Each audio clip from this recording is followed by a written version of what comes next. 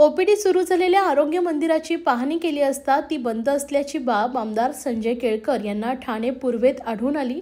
तर आज कोळशेत येथे केलेल्या पाहणीत अवघ्या 100 मीटरमध्ये 2 आरोग्य केंद्रे आढळून आल्याने आरोग्य यंत्रणेतच नियोजनाचा अभाव असल्याचं स्पष्ट झालंय। ठाणे महानगरपालिकेने दिलेल्या यादीनुसार आमदार संजय केळकर यांनी ठाण्यात आरोग्य मंदिराची पाहणी सुरू केली आहे। या पाहणी दौऱ्यात ठाणे पूर्वेत धोबीघाट, मिठबंदर रोड आणि बाराबंगला भागात असलेलं आरोग्य मंदिर बंद असल्याचं आढळून आलंय।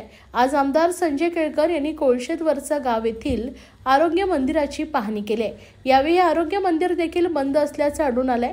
विशेष म्हणजे या आरोग्य मंदिरापासून 100 मीटर अंतरावर आधीच एक आरोग्य केंद्र सुरू आहे। एवढ्या जवळ एकाच ठिकाणी 2 आरोग्य केंद्र म्हणजे महापालिकेच्या आरोग्य यंत्रणेत नियोजन नसल्याचं स्पष्ट होत आहे। याबाबत केळकर यांनी संताप व्यक्त केलाय। महापालिकेचे आयुक्त आणि आरोग्य अधिकारी यांनी भर मीटिंगमध्ये जाहीरपणे सांगितले की 43 ठिकाणी ही आमची आरोग्य मंदिर नाव दिलेलं ही सुरू असणार आहे, सुरू केलेली आहे, त्याची यादी पण दिली। आता या यादीच्या प्रमाणे माझा दौरा चालू झाला। त्याला आनंदाची गोष्ट आहे। आमच्या ठाणेकरांकरता, गोरगरीब जनतेकरता जर इतक्या तातडीने जर सुरू झाली असती तर चांगलं आहे, आपण जाऊन बघायला पाहिजे। पण जिथे जातो तिथेही बंद आहे। कागदावर तर त्यांचं म्हणणं आहे की ओपीडी फंक्शनल, आणि प्रत्यक्ष आता हे बघा, ही कोळशेतचं आरोग्य केंद्र आहे। या कागदावर त्यांनी जे मला दिलेलं आहे, म्हणजे ही अशी ही बनवाबनवी, हे महापालिकेच्या समोर आता बोर्ड लावायला पाहिजे। तुम्ही कोणाला बनवताय, कोणाची फसवणूक करताय। या ठिकाणी हे इलेक्ट्रिकचं कनेक्शन पण अजून जोडलेलं नाही आणि या पत्त्यावर त्यांनी सांगितलं की हे फंक्शनल आहे। आम्ही बघायला आलो आणि त्याच्यामुळे अशा प्रकारे तुम्ही आरोग्य सेवेची चेष्टा करताय।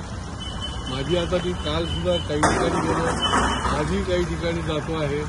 जिथे जातोय तिथे वेळा जरी वेगवेगळ्या असल्या तरी ती केंद्र सुरू नाही येत ना, तुम्ही वेळा कितीही द्या। आणि त्याच्यामुळे हे अत्यंत ज्याला म्हणतो निंदनीय आहे, संतापजनक आहे। आरोग्य खात्याच्या लोकांची चौकशी करायला पाहिजे। आयुक्तांनी स्वतः व्हिजिट करा तर आणि तरच यापुढे आरोग्य केंद्र आणि या अशा पद्धतीने ही केंद्र उघडतात का? इथून 500 मीटरवर दुसरं केंद्र आहे, वर्षभर चालू आहे। आता यांना जर विचारलं, 500 पण नाही, 100 मीटरच आहे, हे 2 वर्षापासून चालू आहे। आता यांना जर विचारलं तर आम्ही ह्याच्याऐवजी तिकडे चालू ठेवलेलं आहे म्हणून सांगतील। म्हणजे ही जी अशी ही बनवाबनवी आहे ना यांची, ते वर्ष 2 वर्ष चालूच आहे ना केंद्र, आणि त्याच्या 100 मीटरवर तुम्ही दुसरं चालवता। म्हणजे कुठलीही त्याला नियोजन नाही, नियोजन शून्यपणे काम करायचं। जिथे गरज आहे त्या ठिकाणी ते चालवायला पाहिजे, ते चालवलेलं नाही आणि त्याच्यामुळे हा सगळा ढिसाळ कारभार आहे।